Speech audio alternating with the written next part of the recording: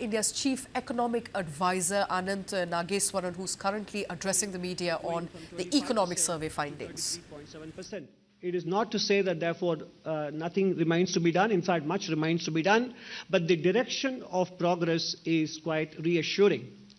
When it comes to enrollment, I think India has fixed that problem mostly. Now we are focusing on the quality of educational outcomes, because up to middle school level, enrollment is now almost 100%. And up to secondary school, it's about 60% or so. And in tertiary education, we have a target of 50%, and we are somewhere around 32%. So compared to where we were at the turn of the millennium in terms of enrollment, whether it is in school education or higher education, we have witnessed significant progress, so we can now focus more on educational outcomes. The number of educational institutions, whether it is universities, colleges, or medical seats, etc., all of them have expanded, so more details can be found in those chapters 11 to 13. Now, macro fundamentals, inclusive parameters are also backed up by digital and in terms of project execution. If you look at the project approvals by the PPP Appraisal Committee, which was barely less than 9,000 crores in FY23, now it's more than 1 lakh crores, and that too up to November only. The number of operational high-speed corridors in terms of length of kilometers in highways, just 550 kilometers, improved to 5,360 kilometers, and that too only up to December. The commissioning of railway networks from 1,500 to more than doubling to 3,100 plus. Port infrastructure having gone up in terms of cargo handled and the capacity of ports in terms of tonnage.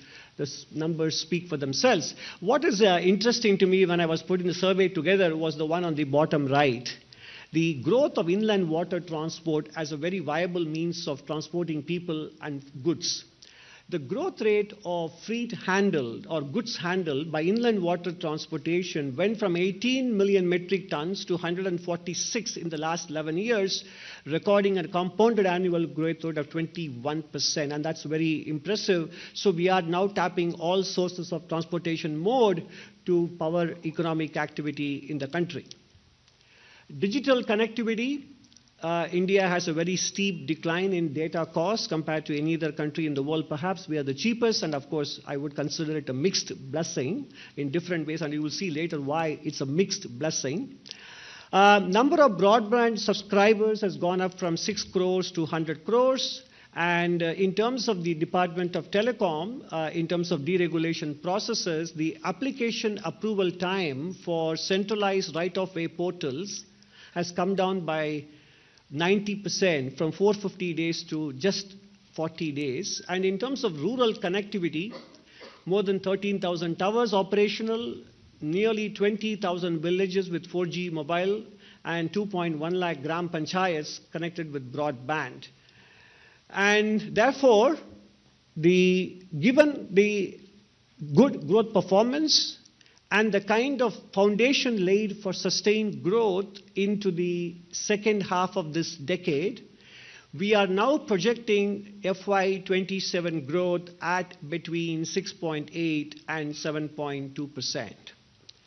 So therefore, your midpoint is 7%, on top of the growth rates we have achieved post-COVID, with the most recent estimate being 7.4 for FY26. So in other words, we are projecting, notwithstanding the global situation, we are projecting on the back of domestic accomplishments and domestic reforms that the growth momentum is intact, and we will be able to grow at between 6.8 and 7.2% in real terms. We are aware that the base year revision will be announced in the end of February, and we are confident that we will be able to maintain this growth rate under the new base year and data from MOSPI. Now, having talked about the performance of the economy, which gives us a very strong foundation, we go to the part 2 of this presentation. We look at the issues of long-term importance to the Indian economy, which are covered in detail in the economic survey. First, the outcome of rising global uncertainty for the country is the effect on the capital account and therefore on the currency. As an emerging market and a capital importing country, developments in India's external account reflects the impact of the rise in global uncertainty. India's gross FDI has been growing very well. In FY26, gross FDI is at least 10% higher than last year, but net FDI has been on the weaker side, partly because of profit-taking by investors who have invested in the earlier decades, and also because of the compulsion that Indian businesses face to invest overseas. So ODI by Indian businesses has also increased. So as a result, net FDI numbers are not where we would like them to be, although they are not alarming. Portfolio investors have various reasons. One is the valuation and the lack of a so-called AI story in India, and also the overall uncertainty caused by the tariff situation is holding them back from committing more money into the Indian market. But as a contrarian, when sentiment towards India is actually on the weaker side, that is when the future prospective returns will look the brightest, actually. And if you look at the currency, therefore, as a country that depends on imported capital to meet a current account deficit, even though the deficit itself is on the lower side, if capital flows become weaker, naturally the currency reflects that. And that is what we have seen in the last 1 year, with the rupee weakening against the dollar by about 6 to 7%. This is in spite of the stellar economic fundamentals we have. So it has got nothing to do with the macro picture. It is simply accounting that if you are a current account deficit country, you need to import capital. And remember, in the second decade, interest rates were close to zero in the developed world. They are now between 4 and 5% as well. So the opportunity cost of investing overseas is higher. So that is what shows up in the currency, and it is not a reflection of the macroeconomic fundamentals. The second issue that we need to tackle is long-term fiscal sustainability will require consistency in center's efforts, which we have seen demonstrated in the last 5 years, and also prudence and commitment on the part of the states. The Centre's Special Assistance Scheme for Capital Investments has incentivized states, without which their capex would be lower, and with that it is 2.4% of GDP. And the fiscal deficit, including SASCI funds, it's 3.2, and without that it's 2.8, well contained without SASCI. But overall, the goal is to bring down the ultimate combined fiscal deficit in the medium to long term to 6% of GDP. The unconditional fiscal transfers that many states are pursuing today do have a very useful short-term role. They put cash in the hands of the public, raises disposable income, and increases spending power, no doubt. However, sustaining growth will require a careful reprioritization, so that short-term income support doesn't erode the very investments on which inclusive medium-term prosperity ultimately rests. This is a quote directly from the chapter. And therefore, any fiscal indiscipline at the state level is also lately casting a shadow on the sovereign borrowing cost. The 10-year bond yield is 6.7%, and a similarly rated Indonesian 10-year bond yield is 6.3%. And therefore, since India has gotten into the bond indices globally, those investors look at the general government deficit and not just the union government deficit. That is why I think it's important that states also begin to walk on the path of fiscal prudence and consolidation in the years to come. The other priority is agriculture. In fact, in the global environment that we are getting into, all three engines of the economy, agriculture, manufacturing, services, have to fire together. And they are doing that in allied areas. Livestock and fishing and agriculture have grown at more than 6 and 7% in the last 5 years. Traditional crops can match them. If they do so, agricultural GVA will be much faster than what we are experiencing, around 3 to 4% today.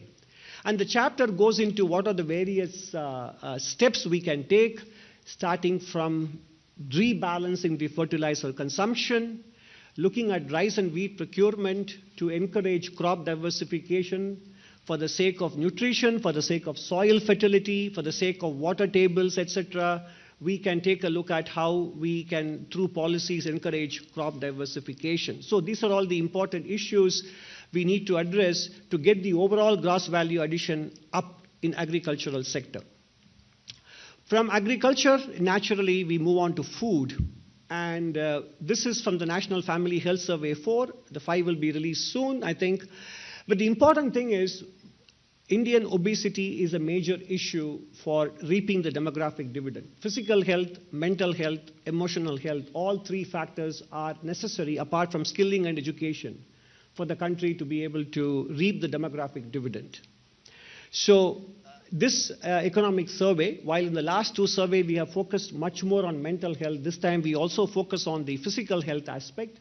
And one early and easy step that the private sector can take is to allow food labeling to reflect the risks of what people are consuming. So compared to other countries in the region and globally, Indian food labeling can improve so that people can make conscious choices in what they eat, etc. And therefore, obesity is an important factor, and it will not be addressed only by government efforts. It requires citizens' consciousness and private sector cooperation as well.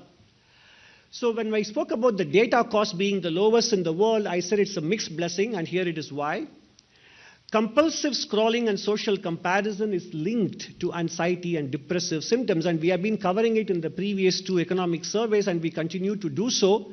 But we are very happy to note that Andhra Pradesh government is contemplating restricting social media for children under 16, so is the Goan government, etc.